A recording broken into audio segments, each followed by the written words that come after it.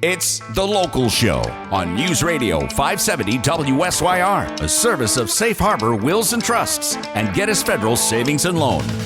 The Local Show, featuring conversations with business owners, employees, and local business leaders about their successes, challenges, and reasons for doing business right here in Central New York. The Local Show is locally produced by Zoey Advertising. Now, your hosts, Tom and Steve. Welcome back and welcome in. This is hour number 2 of The Local Show. Get ready for some engaging conversation with John Tumino, owner of In My Father's Kitchen. We'll also talk with Charlie Van Patten, owner of Mattress Makers, Jeff Zarnowski, orchardist at Z's Nutty Ridge, and then Joe Silvani, the general manager of the Rice Box, all in hour number 2, so stick around right here on The Local Show.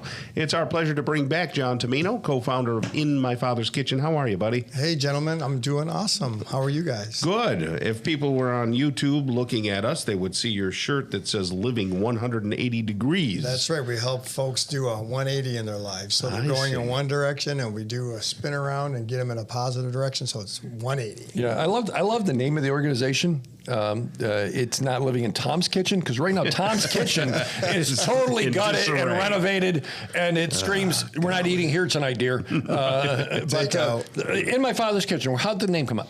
Yeah, it came up through prayer time. I was doing minding my own business when I was running a restaurant, and during my devotional time in the morning, I just sensed these words could drop in my heart, like In My Father's Kitchen. And Father represents God. I'm clergy, so there's a faith part of our life. So it's in the Lord's kitchen, and where the magic happens. That's wonderful. And tell us, folks don't know, what exactly do you do? So we do direct street outreach to the chronically homeless of Central New York. That means we're going to visit folks that are in abandoned houses, under bridges and overpasses, living in the woods in a tent. So wherever people are living that are not meant for human habitation, that's my crew. And then we go out and visit them with supplies and food. And now we bring a doctor with us and all kinds of stuff.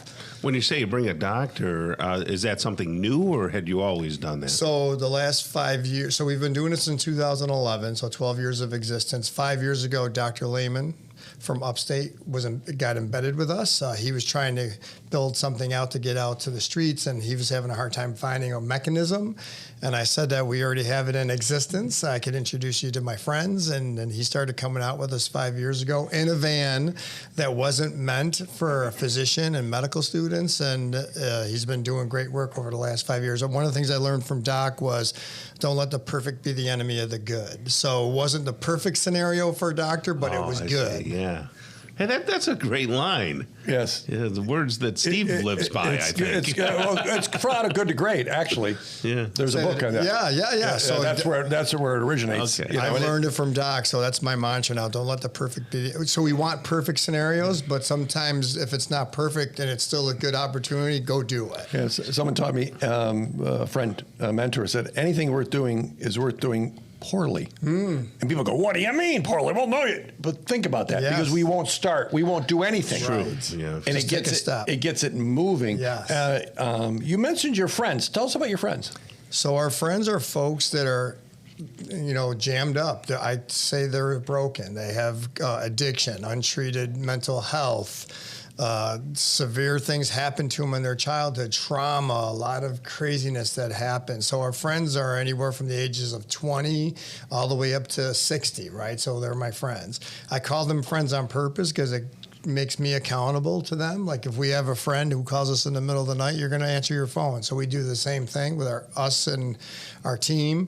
And our friends are in pretty bad shape. Like right now, we have a lot of people living in the woods. I could think of a campsite right now in my head where there's 6 or 7 people living in it, deep in the woods that people wouldn't, you go by it every... Which woods? They're around here right by Destiny. I don't want to blow up someone's spot, but you would never know there's 7 people living back there. No kidding. And we bring the doctor back there and everything that they need to survive and build relationships, and hopefully they buy into the change. If a normal person, not that you're abnormal, were just to walk back, they would be, I imagine, threatened. Like, who are these people? Why are they in my space? What are they? Yeah, so when we go into these spaces, we always announce ourselves. So I'll be like, as I'm getting closer, they're in the distance, hey, you announce, you're there because you don't want to startle anyone, especially if they're doing drugs and stuff. You don't want to.